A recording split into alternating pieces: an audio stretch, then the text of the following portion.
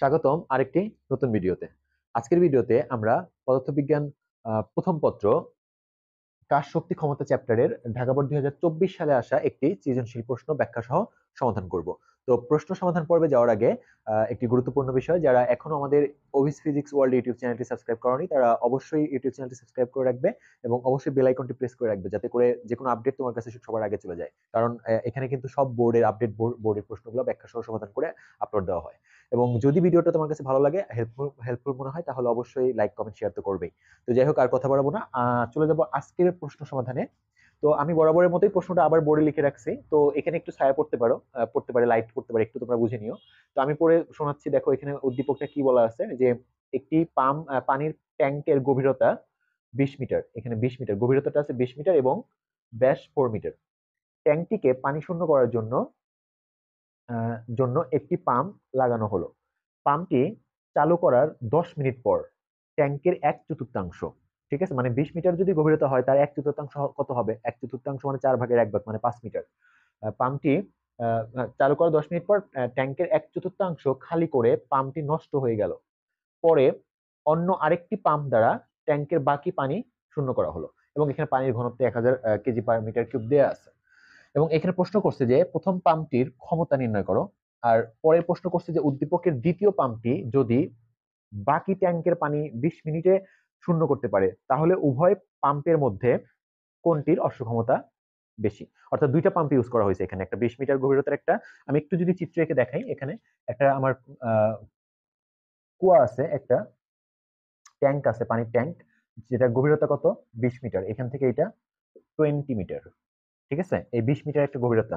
তো প্রথমে একটা পাম্প লাগানো হয়েছে, যেটা চালু করার 10 মিনিট পর এই 4/1 মানে টোটালি হচ্ছে পানি পূর্ণ কুয়া ছিল। দেখো এখানে একটি গভীরতা 20 মিটার, এই যে একটি পানির ট্যাঙ্কের গভীরতা 20 মিটার এবং ব্যাস 4 মিটার, পানিটিকে পানি শূন্য করার জন্য, মানে এটা গভীর ছিল আর কি, মানে টোটালি পানি দ্বারা পূর্ণ ছিল। তো এখান থেকে টোটালি পানি ছিল এরকম, এই টোটালি হচ্ছে পানি ছিল, দেখো। তো প্রথমে হচ্ছে এই 20-এর 1/4, 1/4 মানে কি? 20 এর 1/4, এটাকে কাটলে কত হয়? দেখো এটা হয় 5 মিটার।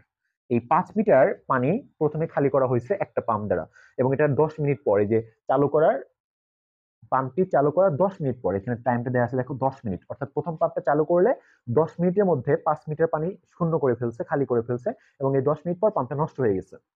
এই যে 1/4 মানে 5 মিটার খালি করার পর পাম্পটা নষ্ট হয়ে গেছে। এবং দ্বিতীয় আরেকটা পাম্প চালু করা হয়েছে, তারপর হচ্ছে এটাকে পানি শূন্য করা হয়েছে, এবং সেটার প্রশ্নে বলে দিচ্ছে ওইটা লাগছে যদি 20 মিনিট লাগে তাহলে ওটার ক্ষমতা কত ছিল, এরকম বলছে। তো যাই হোক, আমরা একটু বেসিকটা এখানে বোঝার চেষ্টা করি।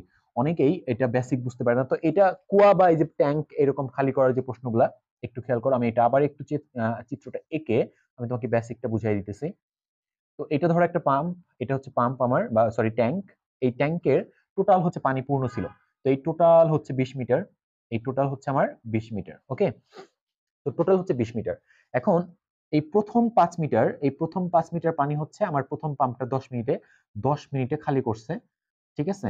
10 মিনিটে একটা পাম্প খালি করছে, এবং এটা হচ্ছে 5 মিটার, এই যে 1/4 বলছে, তাহলে টোটাল 20 মিটার যদি হয়, 20-এর 1/4, এই যে আমি যেটা দেখালাম যে 20-এর 1/4, এটা কাটাকাটি করলে কত হবে? 5 মিটার হবে। এই 5 মিটার কিন্তু প্রথম পাম্পটা খালি করছে কত মিনিটে? 10 মিনিটে, ওকে।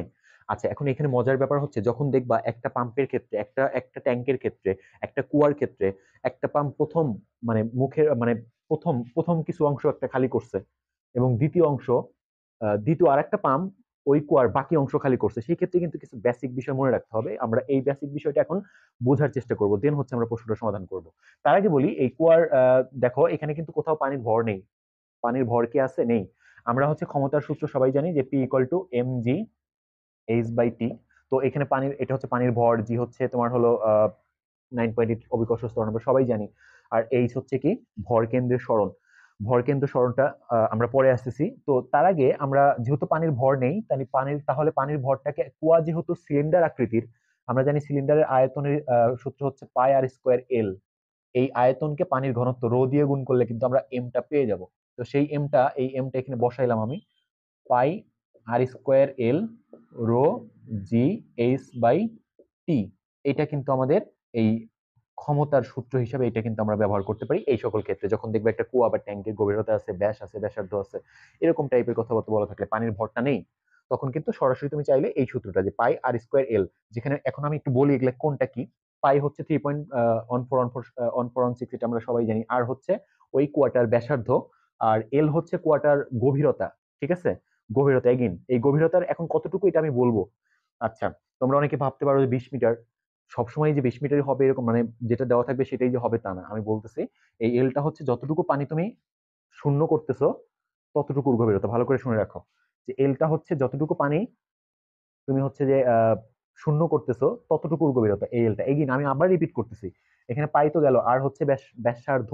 আর এই এলটা যেটা, এটা হচ্ছে যতটুকু পানি তুমি সরাচ্ছ, কুয়ার যতটুকু পানি সরাচ্ছ তুমি, ওইটুকুর গভীরতা, ওইটুকুর গভীরতা। আর রো তো পানির ঘনত্ব, জি হচ্ছে 9.8 অভিকর্ষ ত্বরণ, আর এইচ হচ্ছে এখানে ভর কেন্দ্রের সরণ। তো দেখো এই দুইটা জিনিস হচ্ছে ইম্পর্টেন্ট এখানে, এল আর হচ্ছে কি এইচ।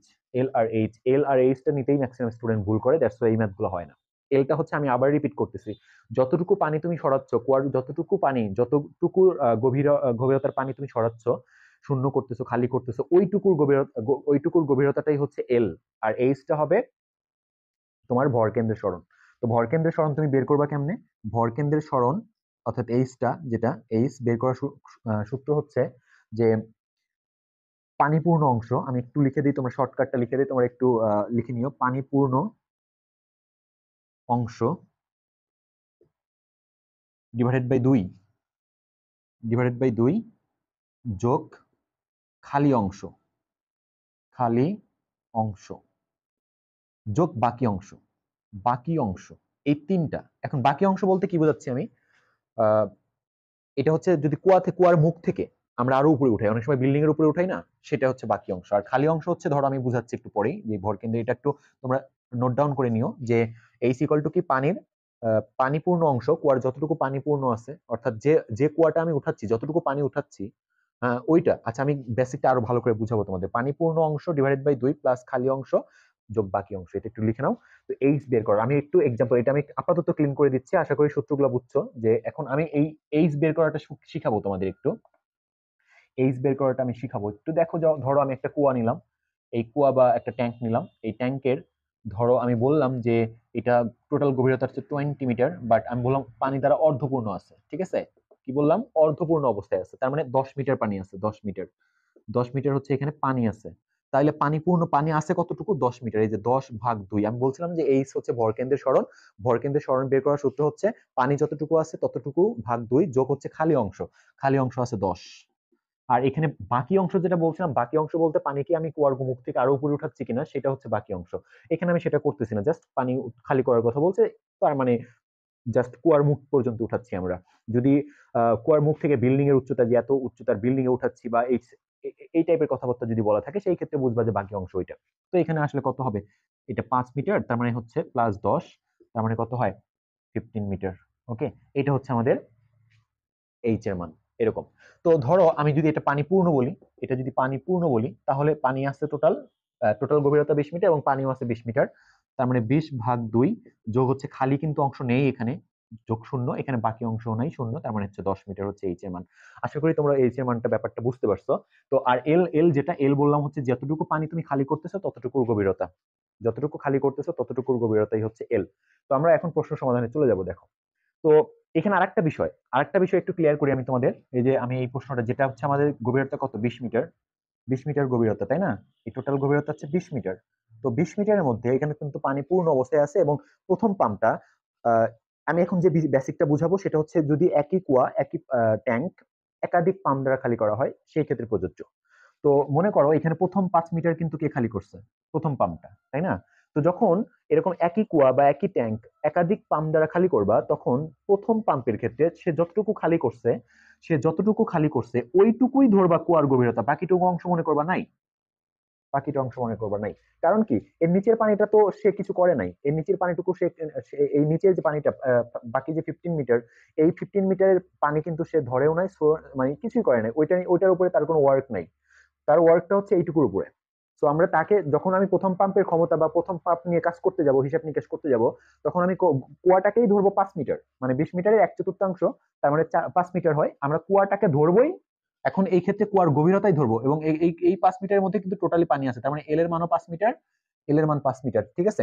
এল এর মান হচ্ছে 5 মিটার। ওই যে বলছে পানি যতটুকু আছে ততটুকুর গভীরতা, পানি যতটুকু আছে ততটুকুর গভীরতা, তো 5 মিটার।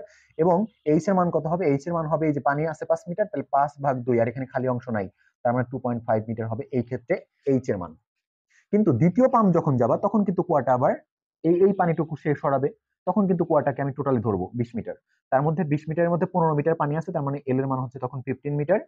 আর এইচ এর মান যেটা হচ্ছে সেটা হচ্ছে 15/2 প্লাস হচ্ছে খালি থাকবে তখন 5 মিটার। তার মানে এখানে হচ্ছে 7.5, 12.5 হচ্ছে আমাদের এইচ এর মান। আশা করি ক্লিয়ার।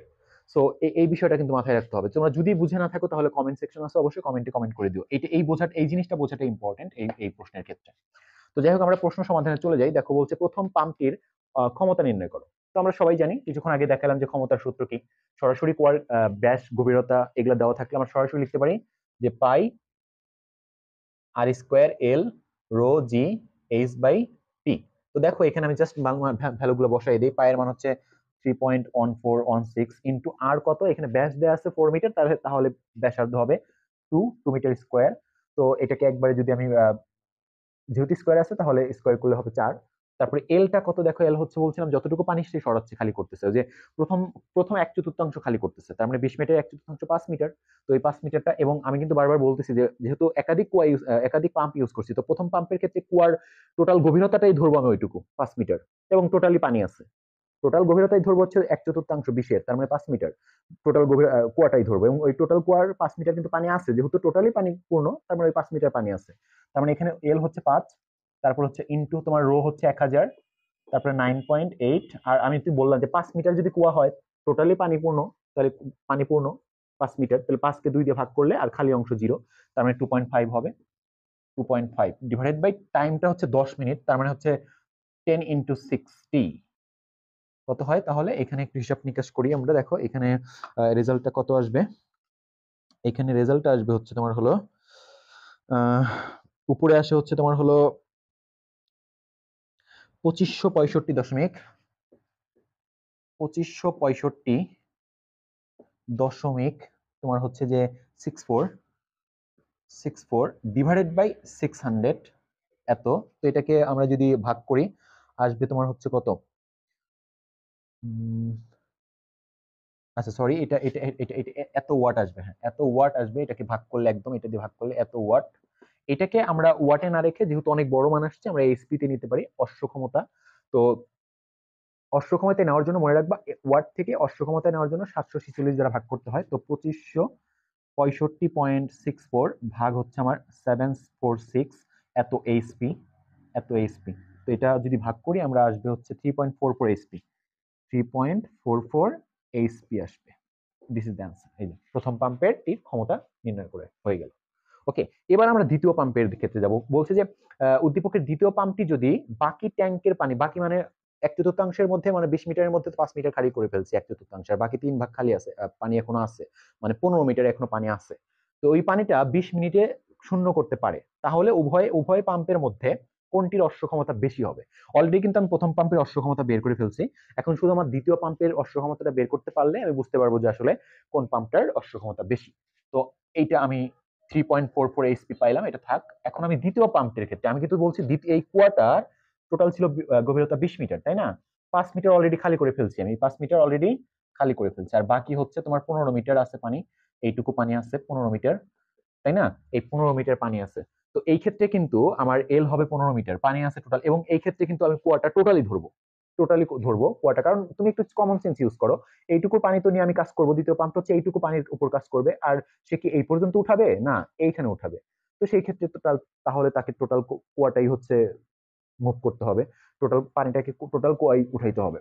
আর এইচ ভরকেন্দ্রের সরণ, সেটা কত, পানি আছে কতটুকু, 15 মিটার ভাগ 2 প্লাস হচ্ছে খালি অংশ আছে 5, তার মানে আমরা 12.5 মিটার হবে এখানে এইচ এর মান। তো এই দুইটা মান হচ্ছে আমাদের মেইন বিষয়, এল এবং এইচ। তো যাই হোক, আমরা এখানে অশ্ব ক্ষমতাটা বের করে ফেলি আবার, যে দ্বিতীয় পাম্পের ক্ষমতা আমি পি2 ধরলাম, আর ওটাকে ধরো পিওন, তাহলে সেটা কত হবে, pi R square L rho G H by T two. তো এখানে আমি জাস্ট এখানে এইচ2 ইউজ করি, এল2 ইউজ করি, কারণ এই মানগুলা একটু ডিফারেন্ট হবে। তো পায়ের মান হচ্ছে 3.1416 অন 3.1416 ইন্টু হচ্ছে আর হচ্ছে যে 4 2 স্কোয়ার একই, L2 হচ্ছে এখানে 15 ইনটু হচ্ছে রো 1000 আর ইনটু 9.8, তারপর হচ্ছে H2 কত 12.5। আমি তো দেখাইলামই যে কিভাবে 12.5 হলো, আর এখানে 20 মিনিট লাগছে, তো 20 ইনটু 7। তো দেখো এখানে ক্ষমতাটা কত আসে, আমাদের ক্ষমতাটা এখানে আসবে হচ্ছে, এখানে আসবে একটু দেখি আমরা, এখানে ক্ষমতাটা আসতেছে 19 19,242 242.3 ওয়াট, 3 ওয়াট এটা হচ্ছে আসতেছে। তো এটাকে যদি আমরা এসপি করি, আমরা 19,242.3 ভাগ হচ্ছে 476, এত এসপি হয়। তো এটাকে যদি আমরা এসপি তে কনভার্ট করি, তো আসবে হচ্ছে তোমার 25.74, 25.74 এসপি, এসপি আসবে। তো দেখো এখানে কিন্তু অনেক বেশি চলে আসলো। তো আমরা বলতে পারি যে হ্যাঁ, P2 is greater than P1, আগেরটা, অর্থাৎ দ্বিতীয় পাম্পটির অশ্ব ক্ষমতা বেশি হবে। ঠিক আছে, তো বেসিক জায়গাটা কিন্তু এল আর এইচ এর মান দিতে হবে। তো যা বলছি আশা করি বুঝতে পারছো। বারবার ভিডিওটা দেখলে আরো ভালো বুঝতে পারবো। আর যদি কোনো এল আর এইচ এর মান নিয়ে যদি কোনো প্রবলেম ফেস করো, তাহলে কমেন্ট সেকশন তো আছে, ওইখানে অবশ্যই কমেন্ট করে দিও, আমি অবশ্যই চেষ্টা করব তোমাদের বুঝিয়ে দেওয়ার জন্য। তো দেখা হচ্ছে আবার পরবর্তী ভিডিওতে, সেই পর্যন্ত সবাই ভালো থাকো, আল্লাহ হাফেজ।